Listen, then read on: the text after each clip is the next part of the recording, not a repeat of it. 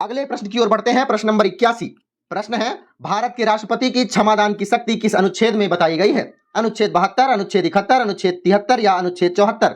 भारत के राष्ट्रपति के पास क्षमादान की शक्ति होने के साथ साथ प्रविलंबन की शक्ति है। किसी भी सजा में छूट दिला सकता है, किसी भी सजा को में विराम लगा सकता है। मतलब अगर सजा है 10 साल की तो 5 साल की सजा वह करवा सकते हैं, अथवा निलंबन की शक्ति भी उनके पास होती है। तो बताना है कि क्षमादान की शक्ति किस अनुच्छेद में दी गई है। संविधान के अनुच्छेद 72 में राष्ट्रपति के पास जो क्षमादान की शक्ति है उसका वर्णन किया गया है। चलिए अगले प्रश्न की ओर बढ़ते हैं। अगला प्रश्न है, मौलिक अधिकारों के बारे में निम्नलिखित शब्द किसने लिखे हैं? मौलिक अधिकार के बारे में एक शब्द लिखा गया है, किसके द्वारा लिखा गया है? एक मौलिक अधिकार को उस क्षण किसी विशेष कठिनाई की दृष्टिकोण से नहीं देखना चाहिए। मतलब संविधान में मौलिक अधिकार दिया गया है तो यह एक कठिनाई नहीं है। जो संविधान में लिखा गया है उसे एक ऐसी चीज की स्थिति में देखनी चाहिए कि संविधान में वह स्थायी रूप से बनाना चाहते हैं, क्योंकि मौलिक अधिकारों को इतना आसानी से हम हटा नहीं सकते हैं। तो संविधान में एक रूप से स्थायी रूप में हम बनाना चाहते हैं, इसलिए इसे मौलिक अधिकार को बनाया गया है। यह किसके द्वारा लिखा गया है? यह पंडित जवाहरलाल नेहरू के द्वारा कहा गया है। चलिए अगले प्रश्न की ओर बढ़ते हैं। अगला प्रश्न है, भारतीय संविधान का कौन सा अनुच्छेद राष्ट्रपति के महाभियोग से संबंधित प्रावधानों का प्रावधान करता है? अनुच्छेद 53, अनुच्छेद 73, अनुच्छेद 61 या अनुच्छेद 72? अनुच्छेद 53 में बात है संघ की कार्यकारी शक्ति के बारे में, संघ की कार्यकारी शक्ति के बारे में। अनुच्छेद 73 में भी वही बात है, संघ की कार्यकारी शक्ति का विस्तार दिखाया गया है, विस्तार बताया गया है कि संघ की कार्यकारी शक्ति का कितना विस्तार हो सकता है। अनुच्छेद 72 में तो मैंने आपको पहले भी बताया कि क्षमादान करने की शक्ति जो है राष्ट्रपति के पास अनुच्छेद 72 में बताई गई है, अर्थात इसका उत्तर होगा ऑप्शन नंबर सी, अनुच्छेद 61। इसमें राष्ट्रपति के महाभियोग के बारे में बात की गई है। अगर मैं आपसे पूछूं कि राष्ट्रपति को महाभियोग लगाना है, राष्ट्रपति के ऊपर महाभियोग लगाना है, तो राष्ट्रपति को कितने दिन पहले सूचित करना पड़ेगा? जी हाँ, आप ध्यान से सुन रहे हैं। आपको जानना है कि अगर राष्ट्रपति के ऊपर महाभियोग हमको लगाना है तो राष्ट्रपति को ही सूचित करना पड़ेगा। कितने दिन पहले? 14 दिन पहले उसे बताना पड़ेगा कि हम आपके ऊपर महाभियोग लगाने जा रहे हैं। आखिर किस कारण से आप महामहिम राष्ट्रपति के ऊपर महाभियोग लगा सकते हैं? संविधान के उल्लंघन करने के कारण। उल्लंघन एक ही कारण हो सकता है। अगर राष्ट्रपति जी संविधान का उल्लंघन कर रहे हैं तो आप वहां पर राष्ट्रपति महाभियोग लगा सकते हैं। उसकी क्या प्रक्रिया होगी? संसद के किसी भी सदन पर यह प्रक्रिया शुरू हो सकती है, चाहे वो लोकसभा हो या फिर राज्यसभा हो। ध्यान रखने वाली बात तो यह है कि दोनों के दोनों में 2/3 बहुमत आवश्यक है।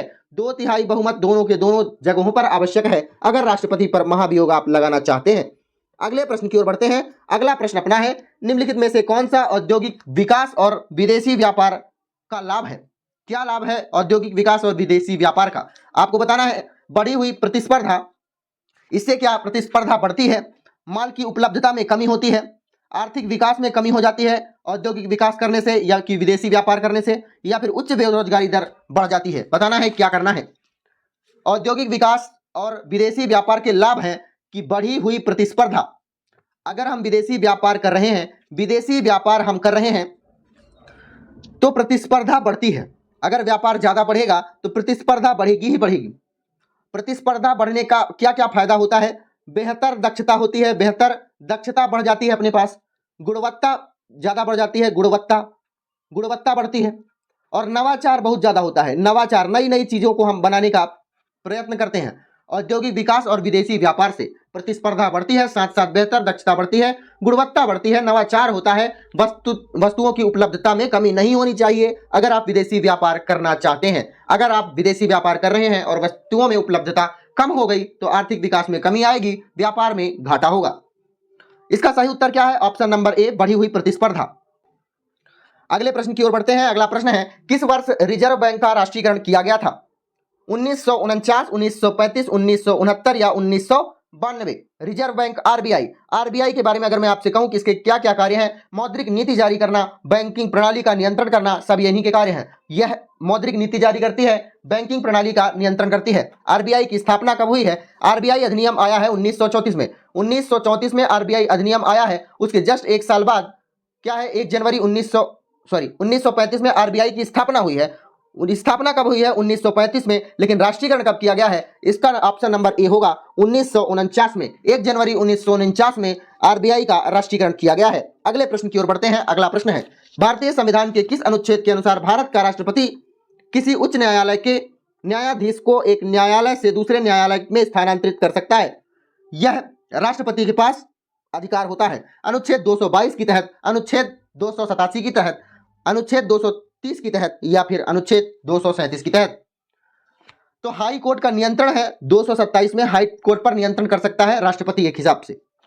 230 में अगर आपसे कभी पूछा जाए तो प्रांतीय अधिकारों में कर्तव्य का निर्धारण, जो प्रांतीय अधिकारी होते हैं उनके क्या क्या कर्तव्य होते हैं उसका निर्धारण करता है 230। लेकिन इस प्रश्न का सही उत्तर होगा कि न्यायाधीशों, उच्च न्यायालय के न्यायाधीश को एक न्यायालय से दूसरे न्यायालय में स्थानांतरित कर सकता है राष्ट्रपति अनुच्छेद 222 के तहत।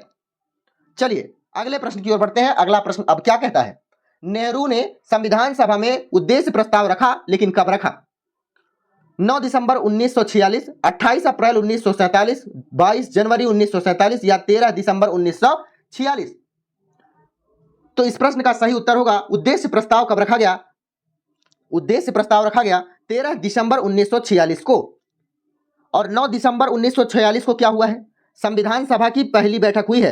पहली बैठक हुई है संविधान सभा की 9 दिसंबर 1946 को। 11 दिसंबर 1946 को क्या हुआ है? सबसे पहले यह जानिए कि संविधान सभा की पहली बैठक के अध्यक्ष कौन थे? डॉक्टर सच्चिदानंद सिन्हा। इन्हें अस्थायी रूप में चुना गया था 9 दिसंबर 1946 को। जस्ट 2 दिन बाद 11 दिसंबर 1946 को डॉक्टर राजेंद्र प्रसाद को स्थायी अध्यक्ष के रूप में चुना गया। भारत के पहले स्थायी अध्यक्ष के रूप में किसे चुना गया? डॉक्टर राजेंद्र प्रसाद को। अगले प्रश्न की ओर बढ़ते हैं। इस प्रश्न का सही उत्तर ऑप्शन नंबर डी होगा। प्रश्न है भारतीय संविधान का 51वां संविधान संशोधन क्या कहता है? मंत्रिपरिषद की संख्या को सीमित करना इसका काम था। 2026 तक लोकसभा और विधानसभा की सीटों में कोई वृद्धि नहीं होगी। क्या यह 51वां संविधान संशोधन की बात है? SC ST के राष्ट्रीय आयोग का विभाजन किया जाएगा या इनमें से कोई नहीं? 51वां संविधान संशोधन के तहत क्या बोला गया है कि प्रधानमंत्री सहित टोटल मंत्रियों की कुल संख्या लोकसभा की कुल संख्या का 15% से अधिक नहीं होगी। ध्यान से सुनिएगा, प्रधानमंत्री सहित मंत्रियों की कुल संख्या लोकसभा की कुल संख्या के 15% से ज्यादा नहीं होगी। अर्थात मंत्रिपरिषद की संख्या को सीमित करना 15% से ज्यादा नहीं होगी। अगले प्रश्न की ओर बढ़ते हैं। अगला प्रश्न है किस अधिनियम ने प्रांतों में द्वैत शासन प्रणाली की स्थापना की? 1935 का भारत संसद अधिनियम, 1919 का भारत सरकार अधिनियम, 1861 का भारतीय परिषद अधिनियम या फिर 1909 में मार्ले मिंटू सुधार जो हुआ है। तो द्वैत शासन प्रणाली की स्थापना कब की गई है? 1919 मॉन्टेग्यू चेम्सफोर्ड अधिनियम, अर्थात 1919 भारत सरकार अधिनियम के तहत यह बात की गई है। अगले प्रश्न की ओर बढ़ते हैं। अगला प्रश्न है यह किसने कहा कि संविधान सभा अकेले ही देश के लिए एक स्वदेशी संविधान का निर्माण कर सकती है तथा सही मायने में और पूरी तरह से लोगों की इच्छा का प्रतिनिधित्व कर सकती है? कौन? संविधान सभा। यह महात्मा गांधी के द्वारा कहा गया या डॉक्टर अंबेडकर के द्वारा कहा गया या जवाहरलाल नेहरू के द्वारा कहा गया या इनी बेसेंट के द्वारा कहा गया? क्या कहा गया? संविधान सभा अकेले ही देश के लिए एक स्वदेशी संविधान का निर्माण कर सकती है तथा सही मायने में और पूरी तरह से लोगों की इच्छा का प्रतिनिधित्व भी कर सकती है। संविधान सभा, इसकी बात की गई महात्मा गांधी के द्वारा।